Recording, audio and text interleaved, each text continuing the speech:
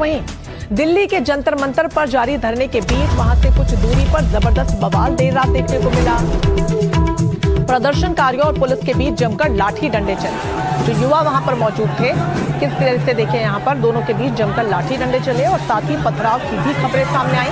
तो वहीं कई पुलिस वाले जख्मी हुए हैं। पुलिस के मुताबिक 5 लोग घायल हुए हैं, जिसमें 2 एसीपी, 2 इंस्पेक्टर्स और 1 पुलिसकर्मी शामिल हैं। सभी को फिलहाल आरएमएल अस्पताल में भर्ती करवाया गया है और पुलिस ने जो तमाम युवा वहां पर मौजूद थे उनको काबू में करने के लिए लाठीचार्ज किया और आंसू गैस के गोले भी दागे गए। ये तस्वीरें हम आपको दिखा रहे हैं। आप देखिए जो बैरिकेड यहां पर लगाया गया था जिससे कि छात्र आगे न बढ़े, लेकिन फुल फोर्स के साथ आप देखिए बैरिकेड को भी हटाया गया। हालांकि यहां पर पुलिस की तरफ से भी कोशिश पूरी की गई कि छात्रों को कैसे रोका जाए। बैरिकेड्स बड़े बड़े ऊंचाई वाले लगाए गए, आंसू गैस के गोले दागे गए और हल्के बल प्रयोग का भी इस्तेमाल किया गया। हालांकि फिलहाल मौके पर शांति है, लेकिन लगातार नारेबाजी हो रही है। तो इस पूरे मामले से, इस पूरे घटनाक्रम से जुड़े 4 बड़ी तस्वीरें इस वक्त आपको दिखा देते हैं कि किस कदर वहां पर हालात बने जब देर रात वहां पर संग्राम और बवाल देखने को मिला।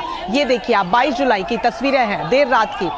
अलग अलग कैमरा एंगल से तस्वीरें हम आपको दिखा रहे हैं और चिंता का विषय इसलिए है क्योंकि शांतिपूर्ण तरीके से अब तक जो विरोध प्रदर्शन किया जा रहा था अब वो हिंसक होता हुआ नजर आ रहा है। देर रात पत्थरबाजी की भी खबरें सामने आई। हालांकि पुलिस द्वारा इन छात्रों को कंट्रोल करने के लिए लाठीचार्ज किया गया, आंसू गैस के गोले भी यहाँ पर दागे गए हैं। ये अलग अलग तस्वीरें इस वक्त हम आपको दिखा रहे हैं जो कि जंतर मंतर से कुछ ही दूर की तस्वीरें हैं, ज्यादा दूर की नहीं है। बड़ी तादाद में यहाँ पर स्टूडेंट्स मौजूद थे और देर रात इसीलिए संग्राम और ज्यादा बढ़ गया। तो एक एक करके तमाम बड़ी तस्वीरें इस पूरे घटनाक्रम से जुड़ी हुई सामने आ रही है। मेरे दोनों तरफ आप 6 बड़ी तस्वीरें इस वक्त देख रहे होंगे कि यह विरोध प्रदर्शन जो शांतिपूर्ण तरीके से शुरू हुआ था, लेकिन देखते ही देखते कैसे उग्र हो चला।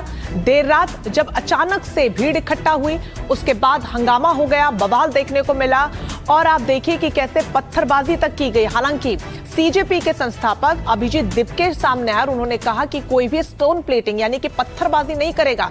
कुछ तत्व हैं जो हमारे शांतिपूर्ण विरोध प्रदर्शन को खराब करने की कोशिश कर रहे हैं, इसलिए आप कम से कम इसमें सम्मिलित ना हो। और ये जो तस्वीरें सामने आ रही हैं, हालात कैसे वहां पर बने रहे, हमारे संवाददाता दिव्यांकर वहां पर पहुंचे। रात 10 बजे उन्होंने क्या देखा, उनके इस ग्राउंड रिपोर्ट में देखिए। हम फिलहाल मौजूद हैं संसद मार्ग पर और मेरे ठीक पीछे आप देख पाएंगे ये बैरिकेड जो है वो दिल्ली पुलिस की तरफ से लगाया गया और इसके ठीक दूसरी तरफ यहाँ पर आप देखिए किस तरह से पैरामिलिट्री फोर्सेस की जो तैनाती है वो की गई है और इसके साथ साथ बड़ी संख्या में जो दिल्ली पुलिस है उनकी भी मौजूदगी आपको यहाँ पर नजर आएगी। और सामने जो हजारों की संख्या में प्रदर्शनकारी हैं वो संसद मार्ग और जंतर मंतर जाने वाला जो रास्ता है यहाँ पर नजर आएंगे। एनडीएमसी वाली जो बिल्डिंग है ये बाईं ओर आप देखिए, इसी बिल्डिंग के ठीक सामने आज से तकरीबन 1 घंटे पहले के आसपास 8:30 बजे के समय यहाँ पर जो तनाव वाली स्थिति है वो हो जाती है और उस दौरान जो पत्थरबाजी है वो भी देखने को मिलती है और जिसमें दिल्ली पुलिस के 3 जो जवान है वो घायल हो जाते हैं। जो जानकारी मिली है उसमें 2 हेड कांस्टेबल के घायल होने की सूचना जो है वो सामने निकल कर आ रही है और एक एसीपी रैंक का जो अधिकारी है विवेक भगत, जिनकी जानकारी जो है वो सामने निकल कर आ रही है, वो भी जो पत्थरबाजी हुई है उसमें घायल हुए हैं और मौके पर शांति व्यवस्था कायम रखने के लिए जो तनावपूर्ण स्थिति है उससे जो प्रदर्शनकारी हैं उनको शांत करने के लिए जो आंसू गैस के गोले हैं वो भी पुलिस की तरफ से यहाँ पर छोड़े गए हैं। और फिलहाल किस तरह का जो मंजर है वो यहाँ पर आपको नजर आएगा।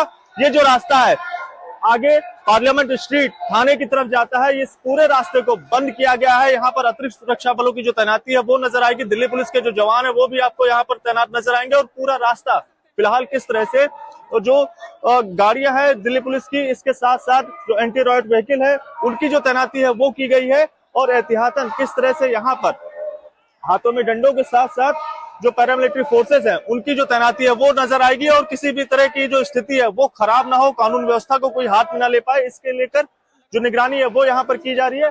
लेकिन जिस तरह से कांग्रेस जनता पार्टी का जो प्रदर्शन है बीते 1 महीने से जंतर मंतर पर देखने को मिल रहा है और उसके बाद लगातार बीते 2 से 3 दिनों से जो तनाव वाली स्थिति है वो आ रही है और जिसमें बीते 20 जुलाई के रोज 100 से ज्यादा पुलिस वाले जो है वो घायल हुए हैं और आज भी 3 जो पुलिस वाले हैं वो घायल हुए हैं। तो ये जो कहीं ना कहीं जो चिंता की बात है वो सामने निकल कर आ रही है। वहीं दूसरी तरफ इस जगह पर जो प्रदर्शन है वो फिलहाल चलता हुआ अभी भी नजर आ रहा है। आज सवेरे 7 बजे से ही मेरी ड्यूटी धरना स्थल पे जंतर मंतर पे थी। पूरा दिन प्रोटेस्टर जो नारेबाजी और रोडदंगबाजी करते रहे। 2:30-3 बजे के आसपास करीब 5-6 हज़ार की भीड़ हो गई थी। उनमें से 500-700 प्रोटेस्टर बाहर आके जंतर मंतर की तरफ जाने की कोशिश कर रहे थे। उनको संसद मार्ग पे बैरिकेडिंग करके और ह्यूमन चेन बना के रोकने की और समझाने की कोशिश करी, और अचानक से ही उनमें से प्लास्टिक की पानी की बोतलें और पत्थर फेंकना शुरू कर दिया। एक पत्थर आगे अभी मेरे माथे में लगा था। अभी RML हॉस्पिटल में इलाज चल रहा है। डॉक्टर ने माइनर फ्रैक्चर बताया है और अभी फर्दर टेस्ट चल रहे हैं। तो क्या कुछ हालात बने, ये आपने हमारे संवाददाता की इस रिपोर्ट में देखा। रवीश भी हमारे साथ उसी स्थान से जुड़ गए हैं जो जंतर मंतर से कुछ ही दूरी पर है, जहां पर देर रात वहां पर बवाल हुआ। रवीश, फिलहाल तस्वीरें दिखाइएगा कि क्या स्थिति बनी हुई है, और साथ ही ये भी बताइएगा कि देर रात अचानक से ऐसा क्या हुआ कि इतना जबरदस्त बवाल देखने को मिला, क्योंकि सुबह से तो जंतर मंतर पर ये तमाम छात्र मौजूद थे जो शांतिपूर्ण तरीके से प्रदर्शन कर रहे थे।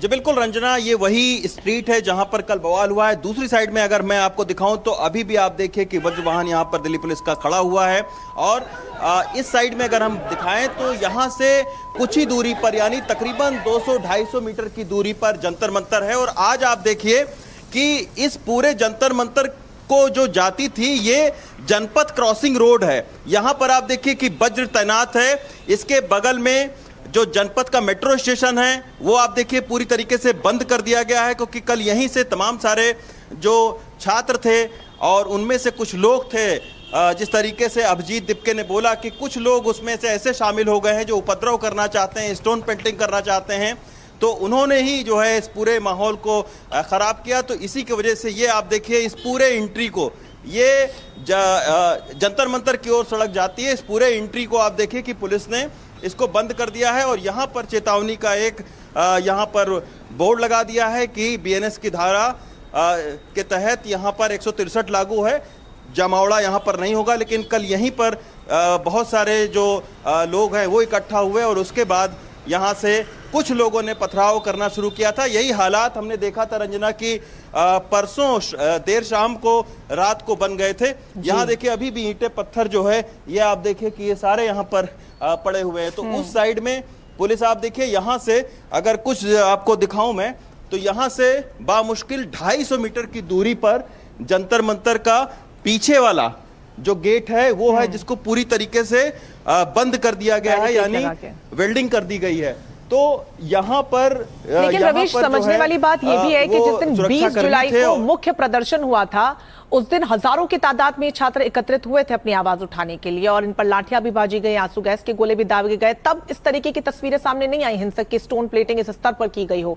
अचानक से अगर ऐसा हो रहा है तो क्या इस एंगल से भी जांच होगी कि ये उस समूह का हिस्सा है या वाकई वो अराजक तत्व है जो इस पूरे आंदोलन को खराब करना चाहते हैं?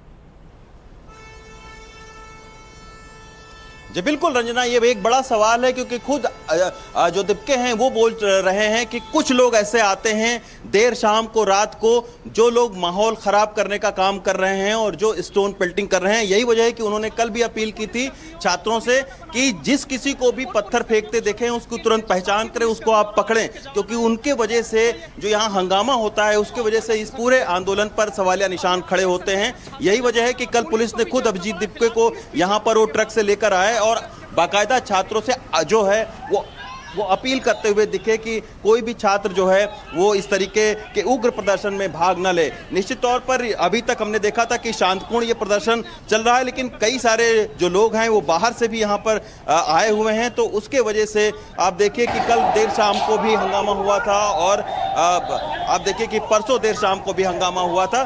तो अब कहीं ना कहीं इस जिम्मेदारी अभिजीत दिपके की भी है कि आखिर जो लोग स्टोन पेल्टिंग इस तरीके से करते हैं उनको चिन्हित किया जाए। हालांकि बार बार बहुत ज्यादा जरूरी है क्योंकि जो छात्र हैं ये पूरा मामला अब सिर्फ